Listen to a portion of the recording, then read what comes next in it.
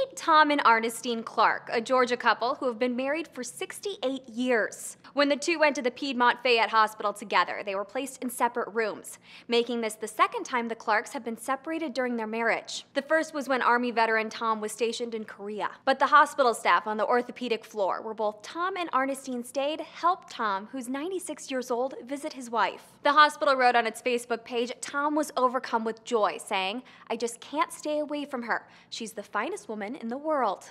The hospital's post received more than 11,000 likes, but many are wondering why the Clarks weren't put in the same room to begin with. Hospital staff responded saying, "All rooms on the 4th floor are designed to be private rooms. It is against state regulations to put 2 patients in a room designed to be a private room." A communication specialist for the hospital told USA Today that as of Monday, the Clarks have been discharged from the hospital.